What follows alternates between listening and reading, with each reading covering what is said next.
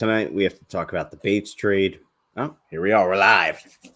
You'll We see what we're talking about. are live on the Believe in Monsters podcast. Welcome into another edition of your favorite Chicago Bears podcast. Your friends Lucas Berry, Chris Krogman, and Joe Gaither here to talk to you about free agency, little bit of trades, post-combine, getting you ready for the draft. We're really knee-deep into Chicago Bears offseason, and we appreciate everybody who's tuned in to us on Spotify, Apple Podcasts, and wherever you get your podcasts.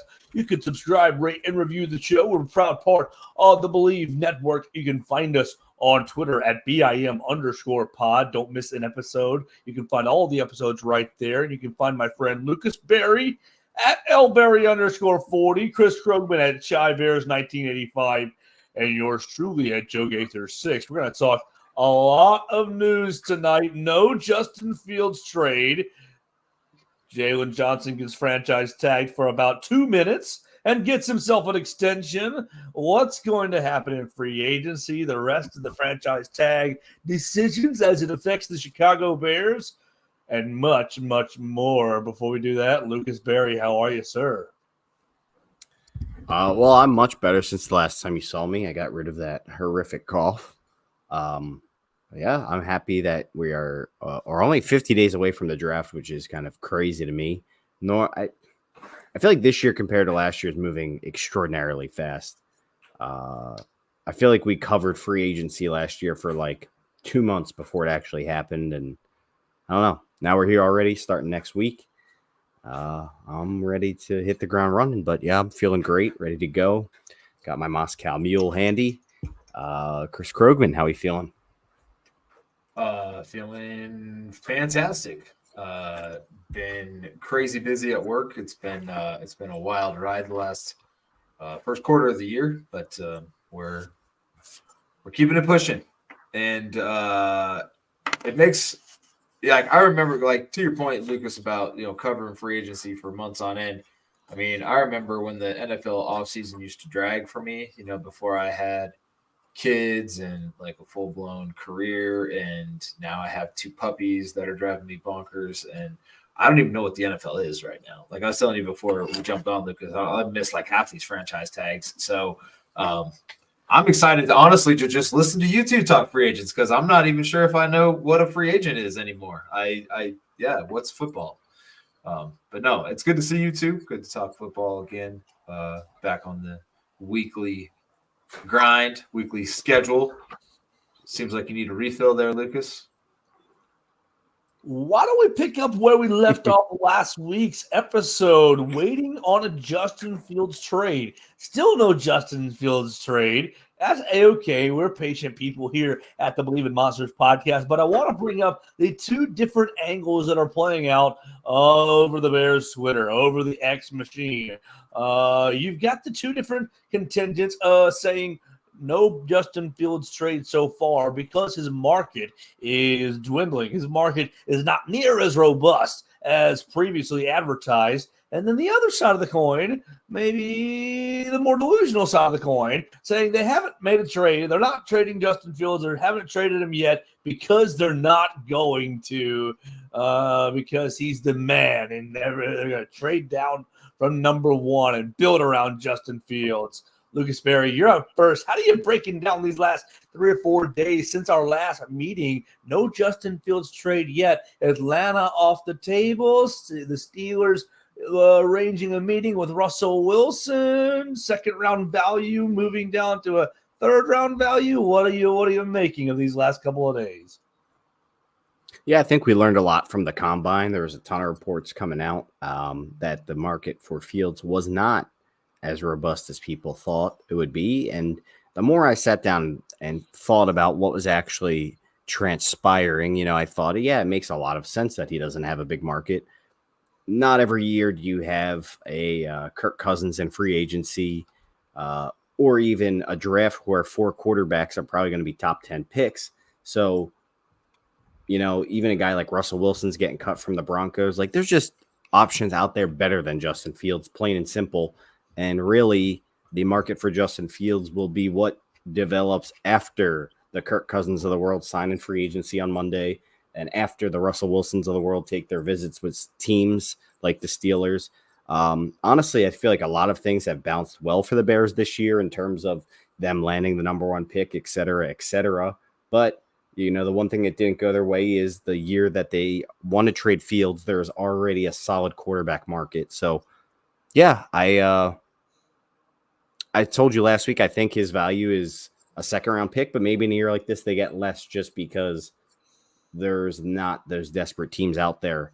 And by the time this is all said and done, it really makes you think, who is going to be left that would want to trade for Justin Fields?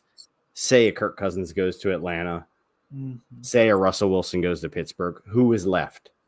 Is he going to go to Vegas? Does he want to reunite with Luke Getsy? Like, will the Giants get desperate because they don't think they're going to get a quarterback at 6 and maybe give you a mid-round pick, get some competition for Daniel Jones? Or at the end of this, is some team just going to trade for Fields and make him a backup? Like, a lot of things to play out. Baltimore. But yeah, I don't know, Chris. What do you make of this? I mean, I really just think the market's not quite there just because, like I said, there is better options you could have. I think it depends. I agree with a lot of what you said with the situation and the market out there. Obviously, it sounds like Baker Mayfield's going to get re-signed if he hasn't been already.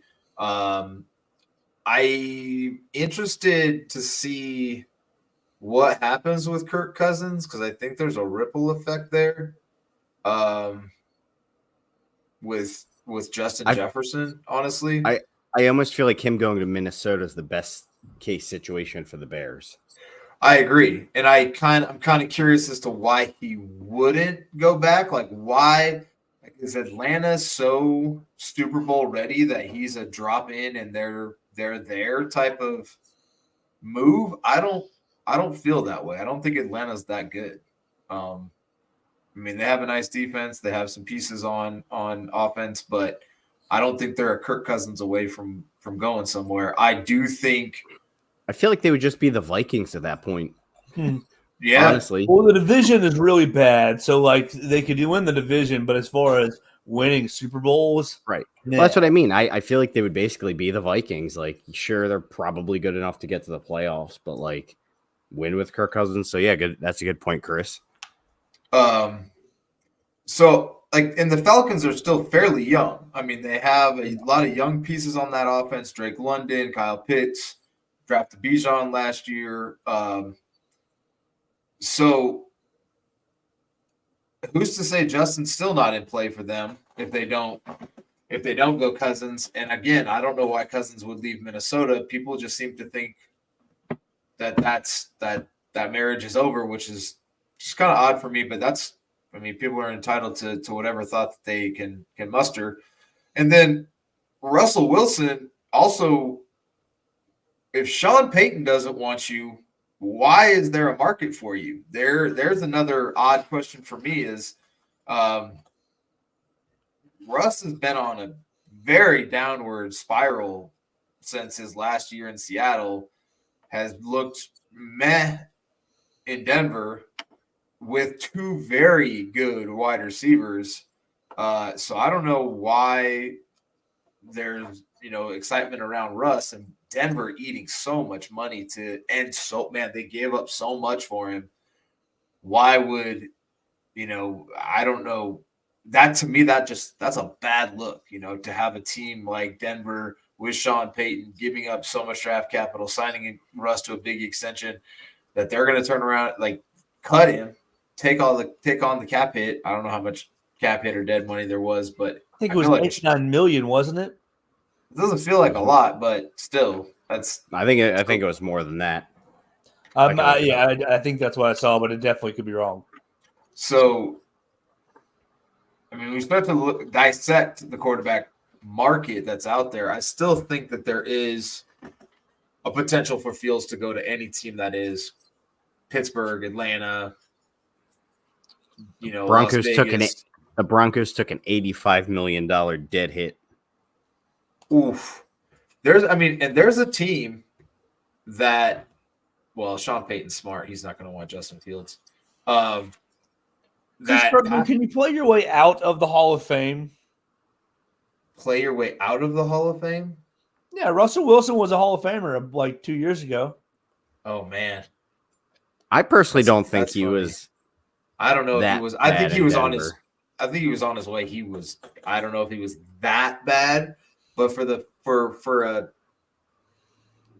pretty damn good coach to not want you anymore with the weapons that he had, I don't know. It just feels like.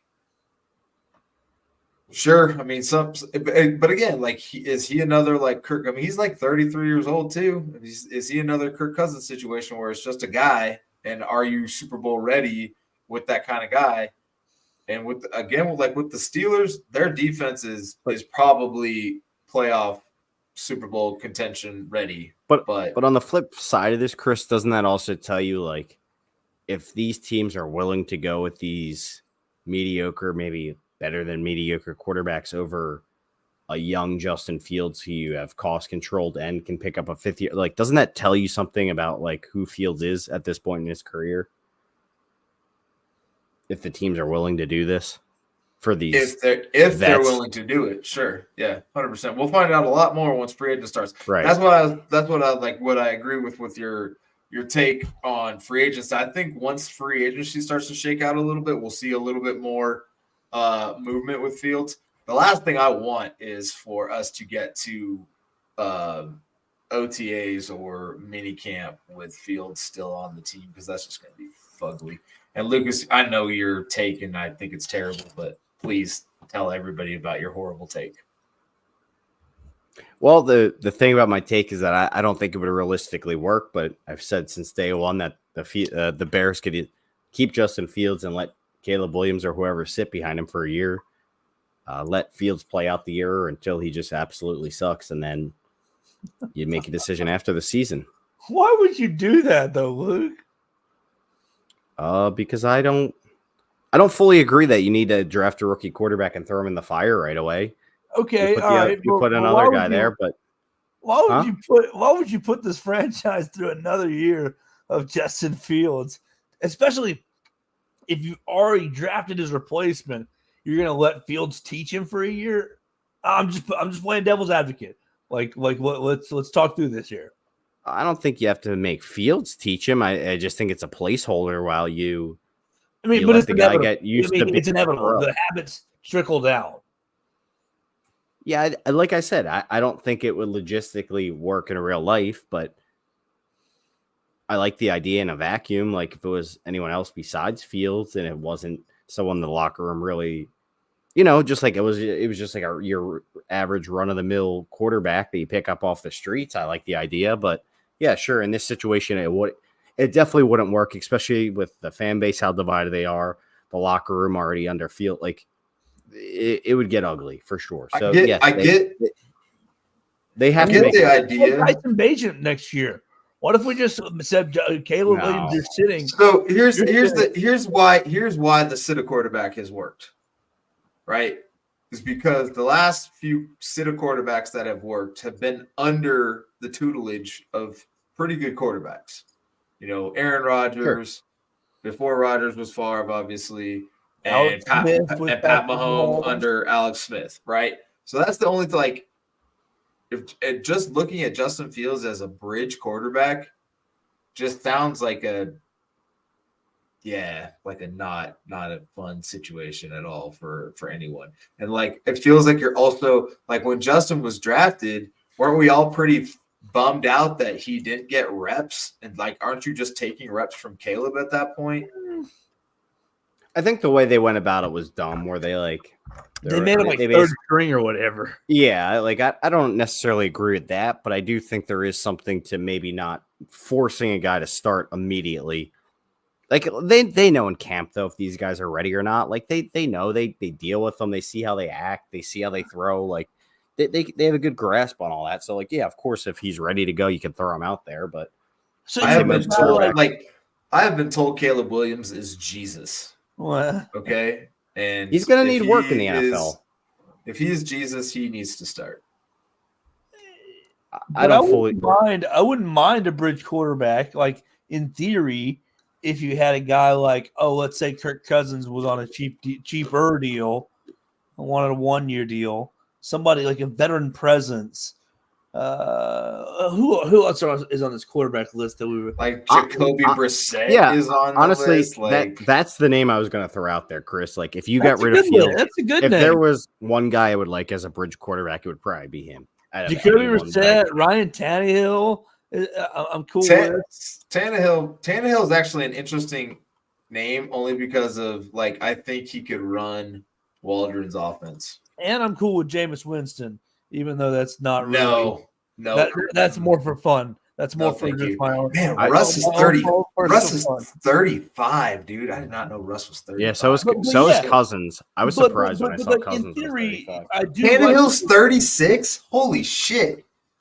I do like it in theory because you just want a guy who can get you through 6 games. Really, who can get you through 8 games. If I had to choose, I would probably choose Brissett because to me, Jacoby Brissett is kind of like your modern day Alex Smith type quarterback where if he had to start a season, I feel like you could definitely win a decent amount of games with him. I don't think he'd be like this fantastic quarterback, but I think he'd be all right. I think he'd be a good mentor. Did he play for Eberflus in Indianapolis, by the way, or? I mean, he wouldn't have played for Eberflus. It would have been for. Did he play for the Colts when Eberflus was there? That sounds like the right timeline. Yes. Ish. All right. Anyway, well, it's not going to happen. We're talking about stuff that's not going to happen anyway. I think they have to get rid of Fields basically by the end of next week is kind of like my cutoff point where it's like, all right, if they don't get rid of him by the end of next week, I'll start wondering what the hell is going on. All right, let's move on from Justin Fields because we're like right on the precipice of the Caleb Williams era getting going. Minus 1,200 and a lot of draft and a lot of Vegas boards. I mean, do you guys agree there's just too much smoke that the Bears are taking him for it to be any other thing happen? Like it's at this point, I'd be genuinely shocked if they did not take Caleb Williams at 1. I would too. And if they did not take him at 1, they got a huge haul for it. I would even be shocked by that at this point, Joe, just from like what I've heard. I agree. Or read. I shouldn't say heard. I'm not plugged in. If they're drafting at 1, there's no way it's anyone else other than Williams to me. At this point. Yeah. But even at this point, I'm saying I'd be shocked if they traded back just from like how it sounds. How do you feel, Chris, about that? I like it's already like I already ordered my jersey. Oh. Not really, but that's how I feel about it. Yeah, it's basically locked in stone. Yeah. Well, like Joe said, all right. So here, okay. So March 13th, New Year begins. April 15th, they can begin the off-season workout programs. If he's not gone by then, that's my problem. That's my cutoff. Yeah. Back to the Fields thing. Sorry, I know we moved, but I was looking for that, and it took like they had 10 articles about last year's off-season schedule before they listed 2024's. Anyway, dude, if they trade down, talk about this Buffalo Bills trade that we've made. yeah, let's talk about it. Made a lot of people upset. Right, I'm on the outside looking in here. I need a little help here. We the Bears traded what, a 5th-round draft pick for a backup center? Is that what I? All right, we don't backup interior offensive lineman. I don't think he's a center. And people say he's going to be the starting center, and that's what Brad Biggs said. That's what Brad Biggs said. Well, Brad Biggs said he was going to be the starting center. Wow. He insinuated that the move was that he would, basically be the starting center. Well, you need a starting center for the moment. I agree there. That, and I don't want. Someone has to take the snaps soon. Well, I don't want to put I don't like the plan. I like the plan of a rookie center with a rookie quarterback. Just I want something else available as well in case that kid's not ready. Did Dan Feeney get held over for one more year? No, I don't think so. I see. People are upset because they're like, "Oh, this is another Lucas Patrick." Personally, I think Ryan Bates is a better player than those guys. I mean, obviously the Bears tried to sign him last year. He was a restricted free agent. He basically took the Bears' offer, or his contract is basically what the Bears negotiated with him for him to play in Buffalo, where he didn't play last year. Obviously, Buffalo had a fire sale then. They even cut their starting center, Mitch Morse. But that's and what the got Bears people so much more upset is because they Right. go ahead, continue. I guess my point is, it was obvious Ryan Poles liked this guy a lot. 5th round pick, whatever. I mean, obviously we got Braxton Jones there, et cetera, et cetera. This year's draft, though, I think does play a part in it. The depth isn't as good this year in the later rounds because of the NIL deals and the COVID years and all that messing with everything. So pretty strong up top, but not in the mid round. So like, yeah, I don't mind them doing this. To me, this is Cody Whitehair's end of career replacement, where Cody Whitehair last year played a little center, played a little guard. He was kind of like a swing lineman, but he wasn't a starter. That's what this is to me. But Ryan Bates is only 26, so who knows? That's how I kind of view this, though. I feel like this is like a perfect Whitehair replacement currently for way cheaper. So what I said on Twitter was that people were all up in arms about trading a 5th round pick for a backup offensive lineman. But at the same time, they want to get rid of Braxton Jones, who was a 5th round pick, and essentially calling him a backup offensive lineman. So 5th round picks are backup offensive linemen. I mean, essentially that's what they are. So Right. So what? You traded a 5th round pick for a guy that has experience and is still pretty young, and Buffalo fans were pretty upset to lose. So I don't care. This is a non-needle mover either way for me. Okay, Do you care? I was gonna say, would you care if he was the starting center though? Like if this say No, just hypothetically say the Bears don't draft a center and they don't sign a center, like if this was their plan, do you still have that same viewpoint? Depends on how he plays, I guess. I mean, if he plays Right. well, then you got a starting center for a 5th round pick, and then it's fine. And then you look like a genius. But that's why I'm asking you now, because we don't know. I would be shocked if they don't draft a center, but like I feel like this is like Ryan Poles isn't necessarily obvious with what he's doing, but he kind of is. Like, you know what I mean? Like you can see the writing on the wall with a lot of the things he's doing. Like you almost saw Darnell Wright come in. You know, I liked Jervon Dexter for the Bears last year, and they took him. And they also took Pickens. Lucas, I think you were on Stevens. So you can kind of see, at least position-wise, what he's doing. right.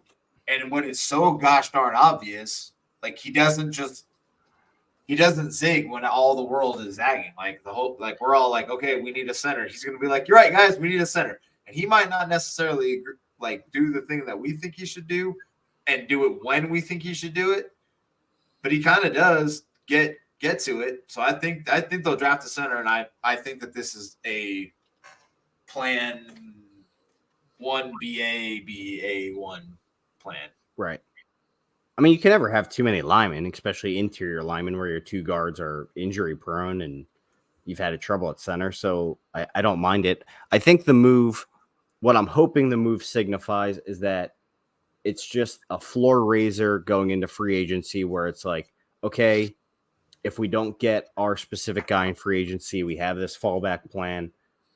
26-year-old, we give up a 5th round pick. We're paying him like nothing. Like this is the fallback plan. Like to me, that's what I'm hoping this is, where it's like, all right, we don't need to go spend $14 million on Lloyd Cushenberry in free agency now.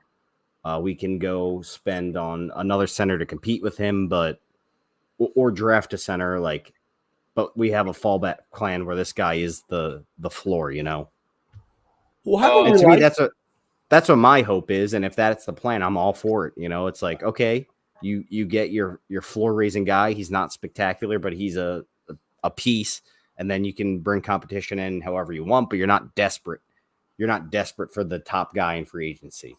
And haven't we liked a lot of Ryan Poles' decision making when it comes to the offensive line as far as talent acquisition? I mean, all right, he didn't bring in Lucas Patrick. You can't put that on him. And I think Lucas Patrick is a fucking bum. I know a lot of people liked him, but no, that wasn't really on his record. He did bring in Dan Feeney. We never really saw him last year. But think about what he's done here. He's kicked Tevin Jenkins in the guard and said, "Hey man, sorry, this is your professional future." He's found himself Braxton Jones as a late round. Like, we liked Dan Kramer as center, but he's just young and undersized. He had a lot of good traits. He was just undersized and tore his ACL, and just things like that happen when you're taking shots in the later rounds. When he went up and said, "Oh, I have a number 9 overall pick, I have a number 10 overall pick, and I got to hit on a blue chip on a big boy offensive tackle," Darnell Wright was a big old hit. I have talked a lot of bad things about Nate Davis, but a lot of that was because of his availability. That's kind of a gray area.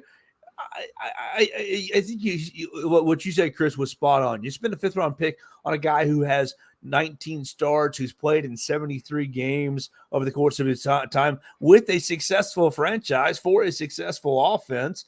It's not a horrible thing, especially given the age and where you are, where you're just, let's keep adding talent, see how they fit. I mean, the biggest deal is, how do they fit in Chicago? How will he fit from Buffalo to Chicago? Will his game elevate? Will it stay the same? Will it decline? You never know with fit. And so I'm kind of at the point with Poles, with offensive linemen, where if he's picking them, there's got to be some sort of foundational base of this guy can help your team. I think Poles really likes him. Like Lucas said, he went out from last year. He clearly is a big fan. And I never understood the Ryan Pace model of like how much he would invest in a position. Like he would sign a guy in the offseason. You'd think, okay, cool, now we don't have to draft that position in the draft. And sure as shit, he draft that position in the draft. It's like, what the fuck are you doing? Yeah. But I kind of get it in a way, because like you're giving yourself more outs, right? It's like Hold'em. You got more outs on the river than you do, if you didn't get a Ryan Bates. What a cool name, Ryan Bates.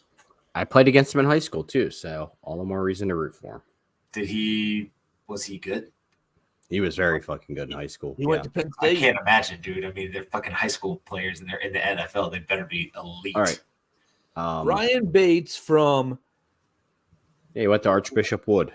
Warminster, Pennsylvania. Yeah, Archbishop Wood. Yeah, he's a few years younger than me, so he was an underclassman when I was a senior. And Lucas Berry kicked his ass pass rushing him. Did he go both ways, Lucas? No, I think he only played offensive line.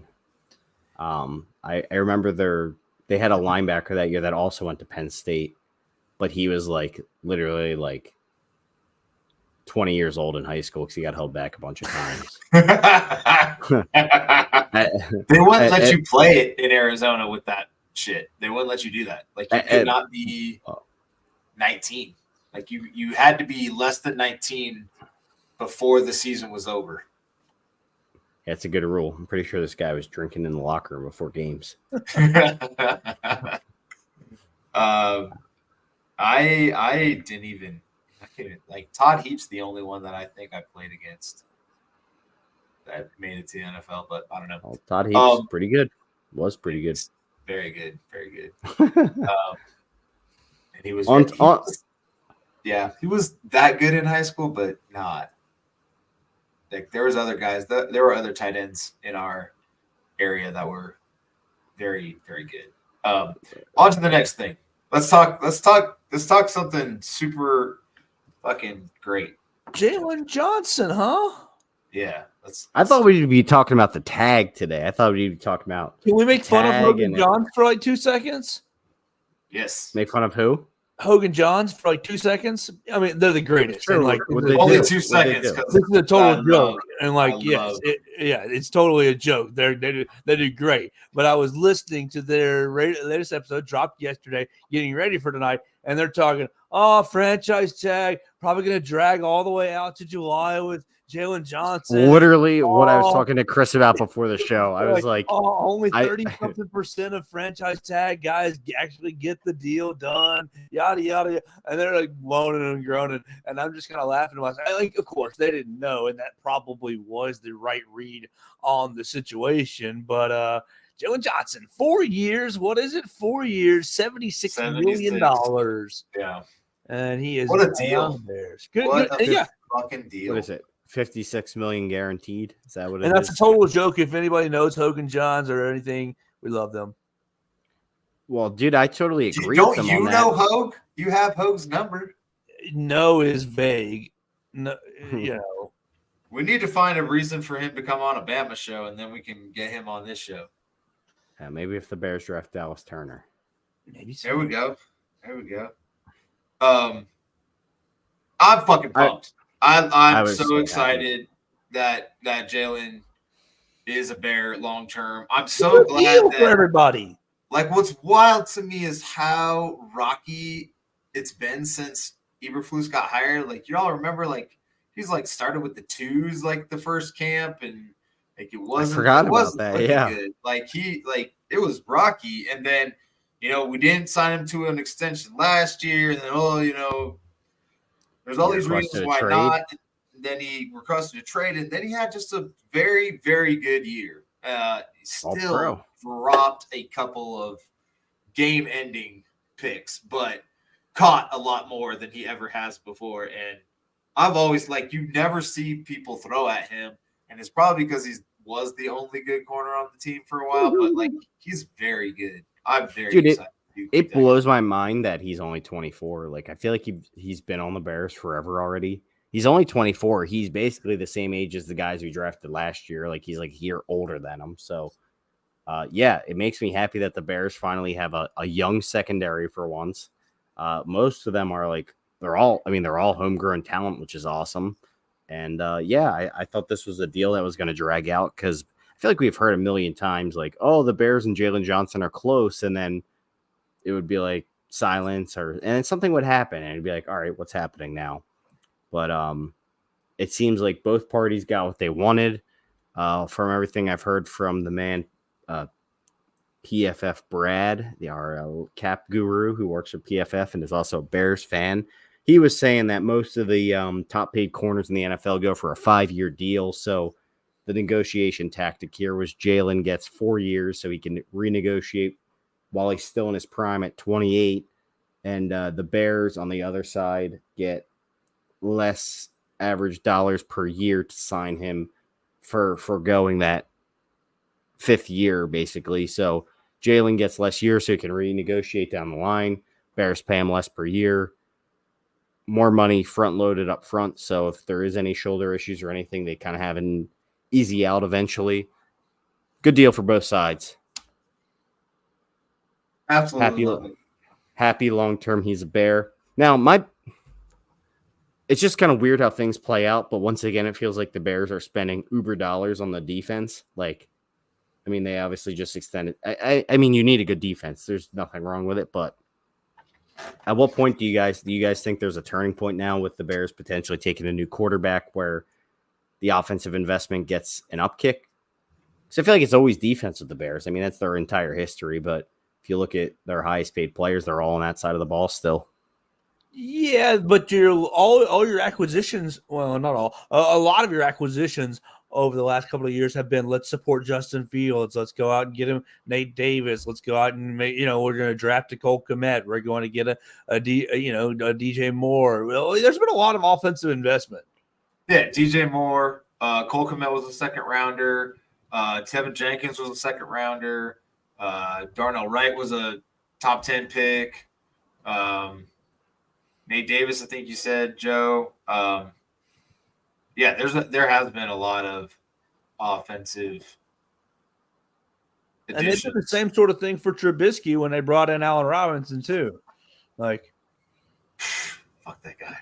I know, but it's not to say that the offensive side of the ball has been neglected.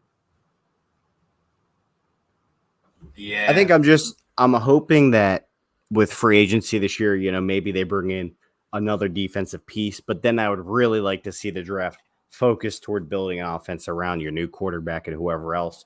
You basically overinvest in that side of the ball so that way whoever's coming in next, potentially, presumably Caleb Williams, you give him so much stuff that it makes it very hard for him to not do well here. What do you That's mean? what I'm You already going have for. Bayless Jones. You got Bayless, baby. Bayless and Tyler Scott. You're set. I legit don't have a problem with Bayless Jones. Like, legit do not have a problem. He has proved you so wrong, Jeff. He's been great.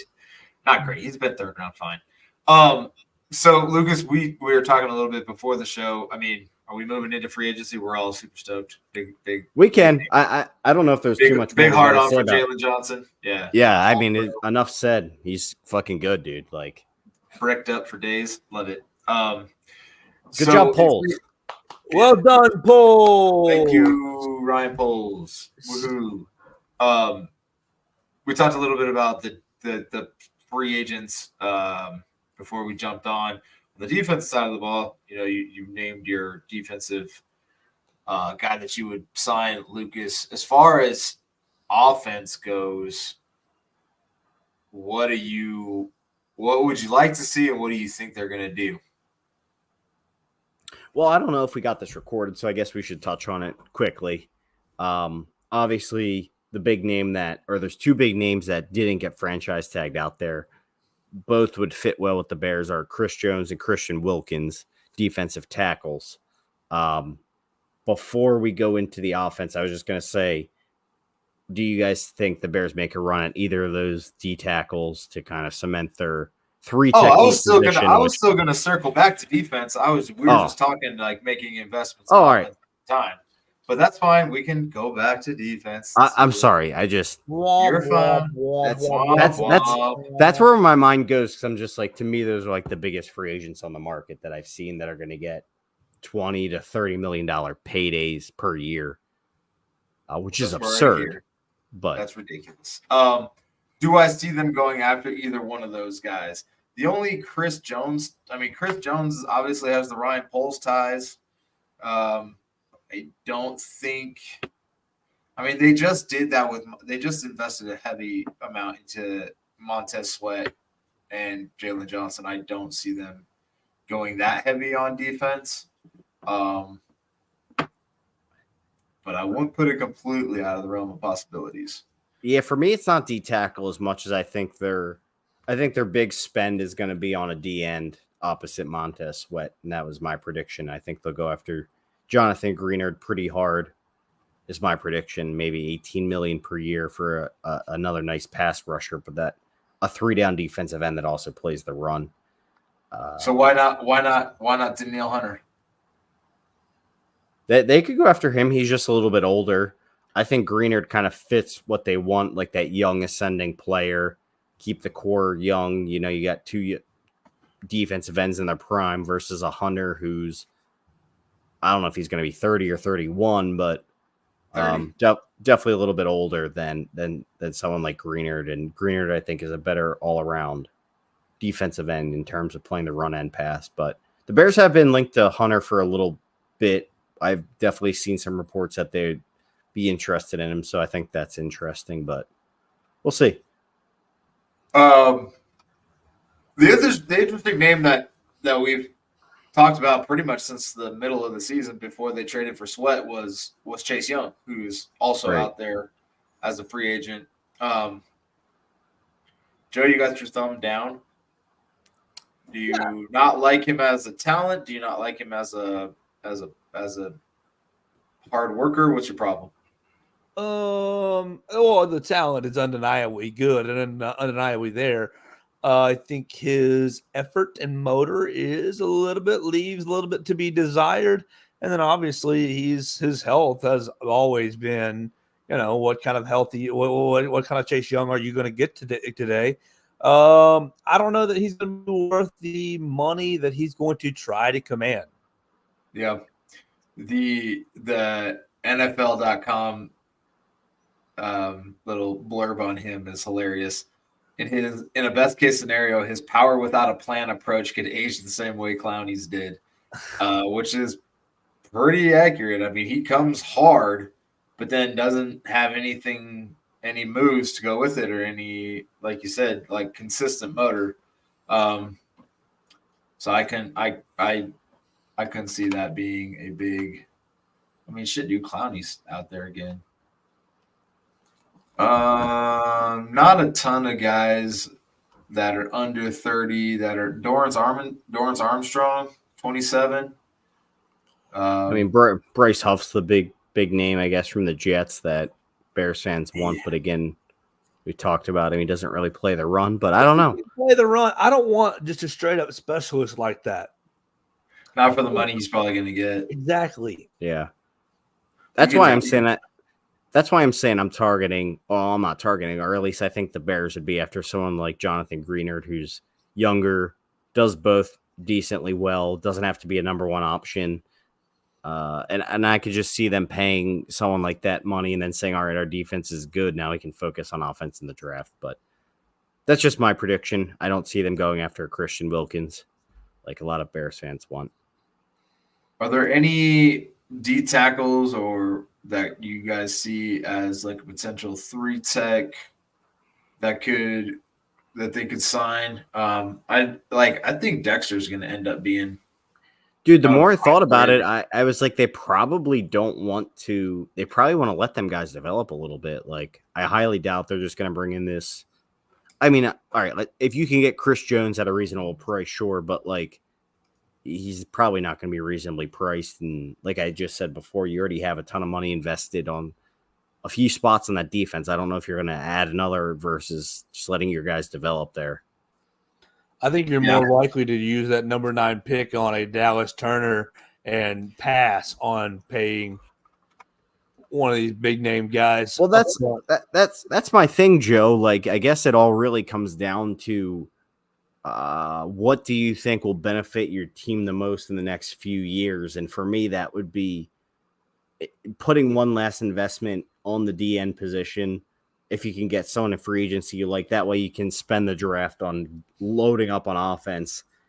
Because for me, Chris pointed this out before, and it kind of opened my eyes. It's like, how many high-paid receivers actually win the Super Bowl? It's not many. And you already have money tied up in DJ Moore. Like, are the Bears really going to go out there and give T. Higgins like a massive contract? Like he's a wide receiver one?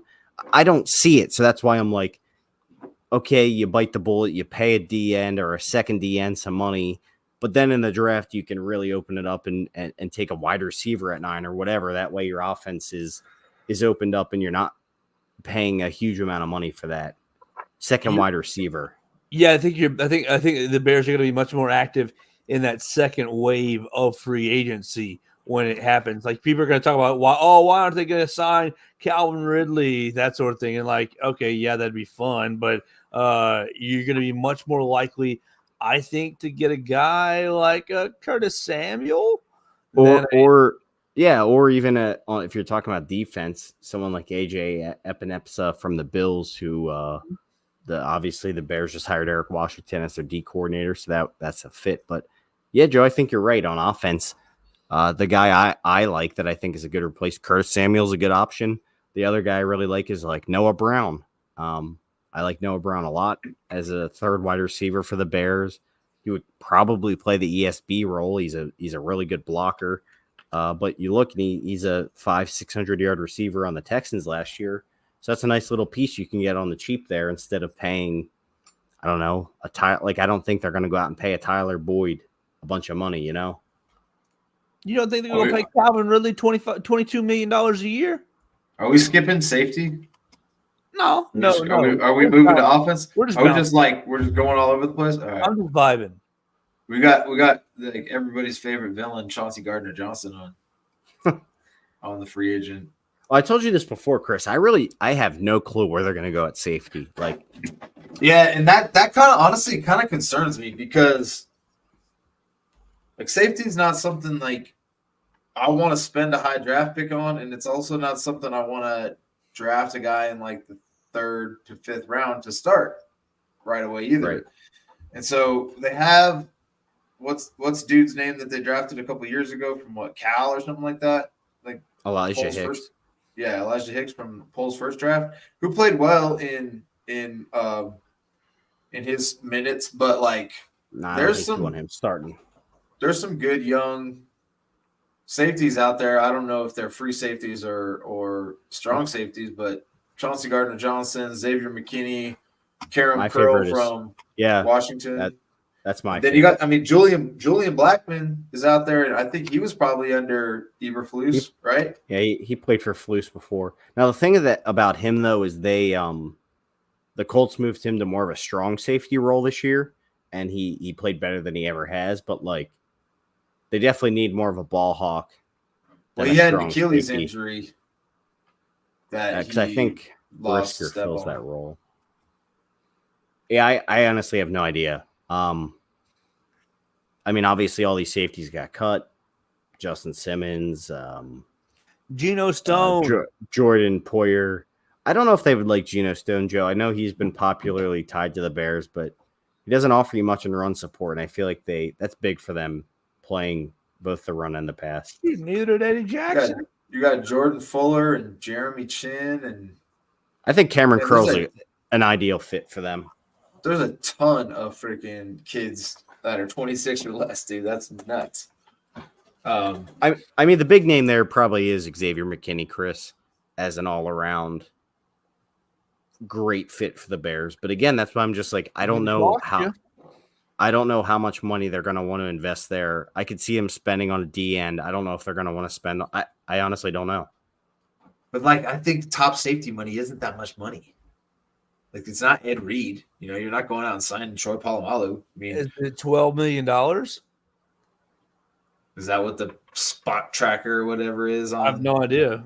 I'd be curious what the projected contracts would be for these guys. No, I don't think I'd pay $12 million for free safety. What did they pay Eddie Jackson? What was his? Derwin James is making $19 million. Minka Fitzpatrick is making $18 million. That's ridiculous. That's bananas, dude. Antoine Winfield is at 17. Jesse Bates at 16. Harrison Smith is at 16. Buda Baker's at 14. So, yeah, 12, 13, 14. Tyrann Mathieu last year for the Saints made 9. I don't see them paying that much for a safety. I'd be fine. I'd be fine with like 9 to 11 for one of these. Like, there's fucking like 7 dudes that are under 26. Like, if you could get Jordan Fuller for like $9-10 million, dude, why not? Or Geno Stone. I don't know. Like I said, this is the one position I'm perplexed about. I don't know how much they're going to be willing to invest there. I have no idea. Alohi Gilman. What a name. Sure, name. Joe, but like I said, they already have some big money tied up in a few guys there. I just don't. I mean, Eddie last year made 13. Perfect. $2-3 million reduction. Like I said, my big thing is I could see them spending a decent chunk of change on a second D end. Yeah. And then go and value elsewhere on the defense to fill it out. So what do you think Greenard's going to get? $18 million a year. Let's do it. Let's just load up on the defensive line, and then they can pay you and me to play safety. $100,000 a game. Well, I think they could get a good value on certain guys. I'm just teasing you. I'm just teasing you. No, I know. I'm just saying. To me personally, that's how I see this playing out. I could see them spending one really high dollar amount on a defensive lineman, probably D end, and then they'll just fill out the rest of the secondary or whatever else with value players. They'll give the rest of the cap space to Caleb Williams through back channel deals. I'm sure that's what he'd like. But to Chris's point earlier, let's go to the offensive side of the ball. A lot of tackles out there. Not that you're really in a position to need one of these veteran tackles, but there are a lot of tackles out there. I mean, they're not going to spend money on like Tyron Smith to replace Jackson or Braxton Jones. No. I think the only way they draft a tackle is if they do it at 9, or if the only way they add a starting tackle. I mean, I think the big question is like, what, again, back to the Bates thing, like what do they do on the interior line? What do they do at center? Or do they believe in Bates? Just starting there. I think they'll sign someone. I don't think it'll be like a Lloyd Cushenberry, though. Lloyd. Here we go. Let me scroll up here to our interior linemen. Number 1, Mike Onwenu. Number 2, Robert Hunt. And then there's your boy Lloyd Cushenberry. I think the big names at center would be like Connor Williams from the Dolphins, but he also tore his ACL in week 14, and Cushenberry. But Kevin Dodson for the Rams just got re-signed, 3 years, $48 million. If that gives any. Yep. And he was considered number 6 on this list. Well, I was telling Chris, my guy in all this, I think is Aaron Brewer is a name to watch for me. Yeah. He's 26 years old. He's played for the Titans for a few years. The Bears' new assistant offensive line coach is from Tennessee, and Aaron Brewer is an undersized center. He's only 275 pounds, but he's been very durable in his career, and he's actually been pretty kick-ass on the interior line playing center and guard. So I think that would be another kind of piece where you could play him in multiple positions, but if you brought him in here as the starting center, it would work. He's extremely athletic in the same run scheme the Bears run. So I think Aaron Brewer would make a lot of sense for a few $1 million. What's your few million? Spot Track has his. Yeah, that's what they have him at. 3 years, 15.7, 5.2 annual. I'm curious. I wanted to check what they think what's his name's going to make. I think Cushenberry would probably be like 8 to 9 if I had to guess. But I don't know. Like I said, Ryan Poles is definitely frugal, which I kind of appreciate, especially in free agency. You got to be careful. There's definitely not a reason to just pay top of the money market to guys just because you have the money. I mean, you want to get good players, but you also want to get good return on your investment. You don't want to pay someone so much money that they can't live up to what you pay them. Kind of like what the Jets did with Le'Veon Bell. Oh, brutal. I can't. And that's two guys, Barkley and Josh Jacobs. I just can't see. Oh, yeah. We haven't hit running back. Go ahead. I don't like spending money on running backs, but I just wanted to give Lucas a little happy dance. So Spot Track thinks Jonathan Greenard is only worth $13.4 million. So maybe get a $5 million savings there, or maybe they're way off. Who knows? We'll see. The only reason I pulled 18 out is just because that's what some of the cap people said they expect him to get. So it could be between there. I think, he was this was definitely his best year, contract year. But also, like I said, it kind of fits the mold of player the Bears seem to go after, young, ascending player who hustles and does everything fairly well. So I don't know. That's just my predictions that will be their high end go after guy. So Emmanuel Ogbah, who I think is probably a decent comp, is making 16.3, but he signed that deal 2 years ago. Draymond Jones, I think, just signed his deal last year, and he made 17. So I think that's good they have as comparables. Gotcha. Yeah, so in that range, that's what I mean. I think 13 to 16, 13 to 18. I'd be fine with that. I mean, assuming we have the money, I assume we do. All right. Sorry. Like I said, jumping back to running backs. Barkley, Derrick Henry, Josh Jacobs. Tony Pollard's out there, and so is DeAndre Swift. Dude, there's a lot of people out there. Austin Eckler, J.K. Dobbins. No, thank you. Do not do that. he's just a walking calamity. Now, I mentioned this. I'm very do they have a market price for Derrick Henry? I'm curious. I'm just genuinely curious. He's older. He's been a little bit hurt. He would fit well in this offense, and he wouldn't have to be the 300 carry a year guy that he's been in the past. Like, you have a Khalil Herbert, you have other pieces. I would fucking love signing Derrick Henry in this offense if it wasn't an arm and a leg. Don't talk 10. dirty to me, Luke. 10. Don't talk Okay. dirty to me. Yeah, maybe that's a bit much. I don't know. The idea of signing a Derrick Henry though and not forcing him to be like, I mean, he would obviously be the number one back, but not forcing him to be like he could alternate drives or something. Like if you sign him to be that, I would love that, especially with a young quarterback. You could rely on that run game, and he's one of those dudes you don't need a fantastic offensive line from him. He's just a fucking beast. So. Man, it's that would be a lot of fun. How much that would be a lot of fun. I know everyone's talking about Jacobs and Barkley, but for me, that's why I'm like, Derrick Henry would be pretty awesome in this offense with a compliment like Khalil Herbert back there. Give me Thor's hammer back. He's 4 years older. That's why. That's why he's not the same.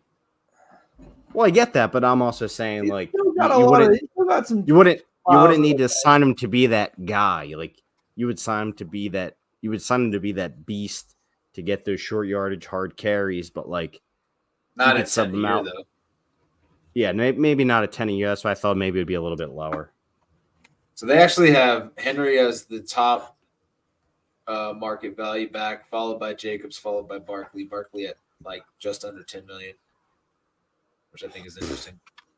Yeah, that is interesting. I don't know how accurate those. I feel like it's pretty accurate, but if I had to guess, I would think Jacobs would probably make the most, and then I think Henry would probably make the least out of those three. I would agree with that. I even think Henry would probably make less than Pollard. I don't know. I'm just shooting shit out here, but Pollard had an interesting year. He did not. I don't think he performed as well as everybody thought he would. Well, no, and that's another guy too that I feel like he's not a 3-down back. Like I feel like he's a great in spurts, but I don't think he's great if you have to rely on him to be like your top guy. Yeah, but the Bears are in a good situation where Khalil Herbert is a kind of a perfect complement who could be a starter if you have to have him there, but I think he's a really good complement. But with the Bears having two decent backs, I don't know. Do you really think you could see them spending top of the market money on one of these guys? No. What do you think about spending lesser money on an Austin Eckler? I think he'd be expensive.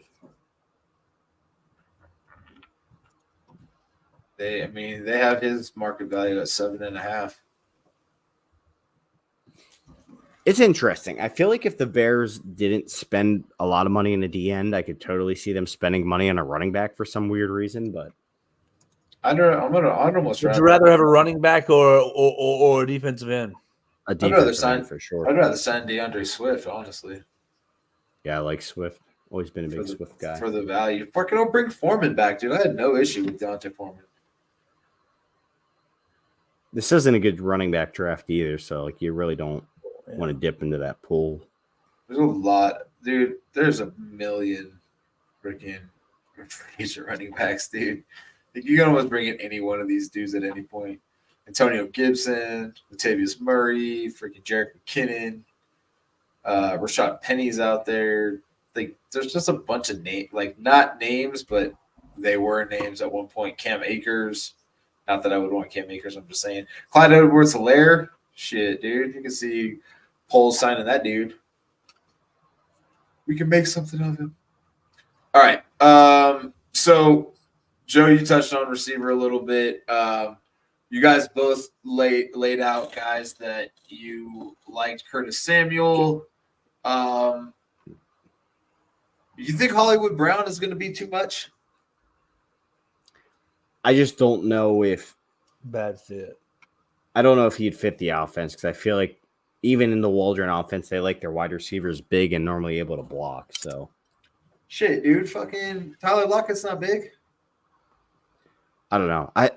Something in my mind is telling me Noah Brown is potentially going to be a Bear. So that's then we might as well draft Gabe, or we might as well sign with But signed Gabe Davis, dude. I feel like they have. I feel like Tyler Scott's in is going to be in the Lockett role.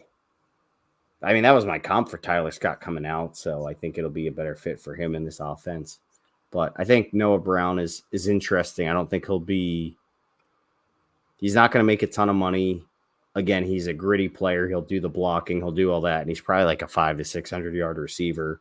He's kind of like a perfect wide receiver 3, if you ask me. So, but I don't see them spending top of the market money on a wide receiver, especially with the way the draft is looking. I agree with that. I think that they're going to take a defender at 9 or Trade back. or Fashanu or trade back. And I think they're going to take one of these. I'm sorry, and you're not going to get Malik Neighbors or Aduns or. I think you might at 9. And I think if they don't spend at wide receiver, they might force their hand. We'll really see what they're going to. I mean, that was obviously what I was getting to. When free agency is over, we'll really see what the draft plan will be at 9, because if they don't address wide receiver 2, they pretty much have to take a wide receiver early, Joe. I mean, well, that's my point, is the fact that if you trade back from 9 to like 12 and you take yourself a Dallas Turner or a Premier, a Fashanu or Joe Alt at that spot, you use that second round pick. I think there's a lot of wide receiver depth in this. I mean, but we're all in love with Marvin Harrison, and we're all in love with the Dudes, and you're all in love with Malik Neighbors, but it's a deep class. Really deep class. Oh no, I guess my whole prediction is that they'll sign a DN so they don't have to draft it, and then they could go wide receiver in the draft. I think they're going to trade back at 9. But even then, they could still get a wide receiver there. But I feel like if they don't address second wide receiver in free agency, aka a T. Higgins type of player, then they're going to draft one, whether they trade back or stay at 9. Give me Brian Thomas. Yeah, I was looking at him a lot. Or the it's a kid from Florida State. Keon Coleman. Yeah. I think if they I think in free agency we might see another tight end brought in. Both Seattle's tight ends are free agents, which I think is interesting. I would love to see the Bears bring in Disley as a second tight end. I really would. But no offense, also a free agent. He'll probably cost a little bit more, but I've always liked Will Disley. The Seahawks cut him. Disley. If you're gonna pay him a few $1,000,000 to be your second tight end, I'm all fucking for it. Sign Hunter Henry. He's basically already Cole Kmet. Well, we don't want another Cole Kmet.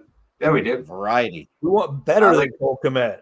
I like Will Disley is not like a Y tight end though.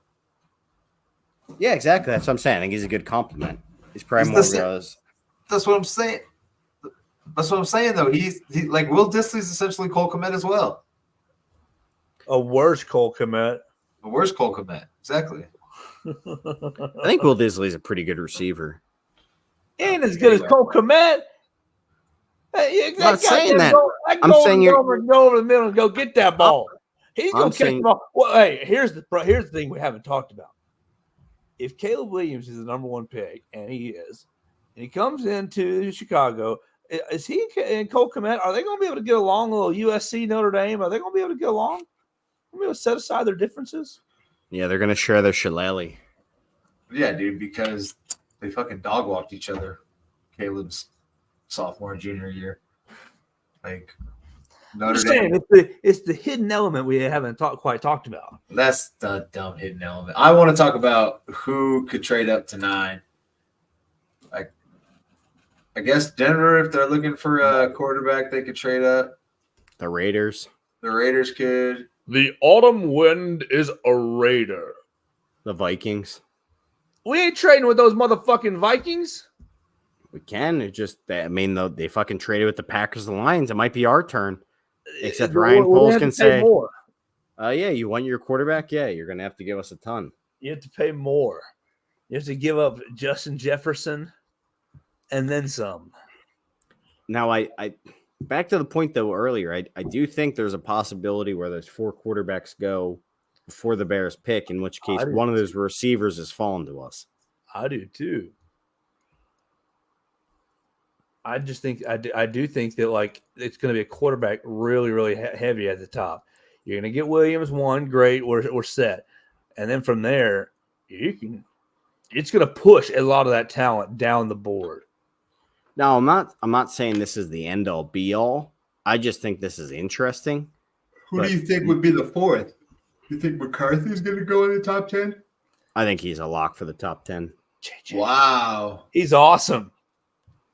I just think everything I've read and have seen about NFL teams are fucking in love with that guy. So at this point, I'd be very shocked if he didn't go top 10.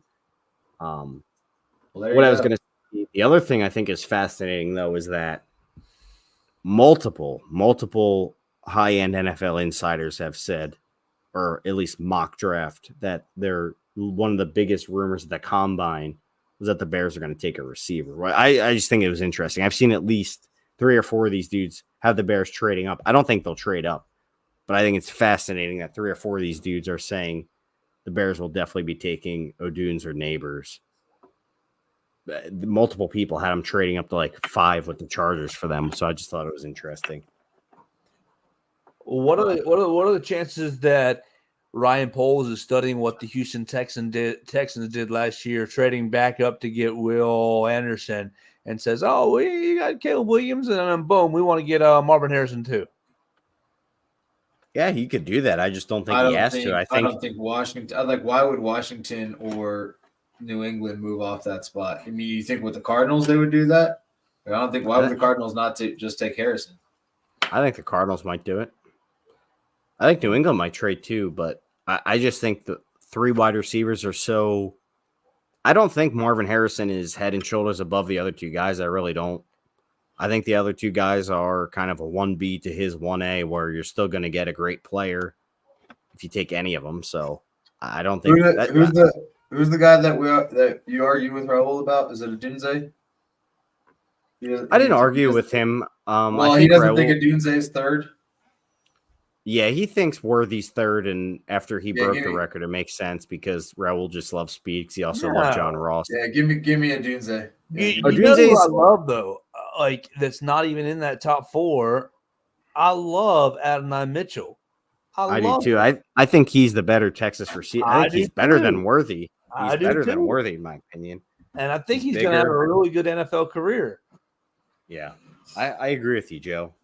The Tankathon mock has him going at the very end of the first round. Who, Adonai Mitchell? Yeah. They got Keelan Coleman going in the beginning of the second, though. Yeah, he's interesting. He didn't test well, so it's fascinating. After the top 4 receivers, it's kind of rank them how you like them type order. Some people might have Worthy up there. Other people might have Coleman. Other people might have Franklin from Oregon. And other people might have Mitchell. So I think Mitchell is a great contested catcher. I think he's a heck of an athlete. He's a fluid route runner. Well, that's the thing. He's a player I'd love to have. For whatever reason, I think since Neighbors didn't test, my dream is that some team will take Odunze above him and that Neighbors could fall to the Bears. I do like Neighbors. I don't like making comps to guys who are already fucking amazing, but like very similar to Justin Jefferson in that he could play any wide receiver position, and he's just a great player, and he's got speed for days. I think he'd be an awesome. I mean, a lot of these people's comp for him is DJ Moore that runs a little bit faster because he's so good after the catch. It's going to be a fun week and change.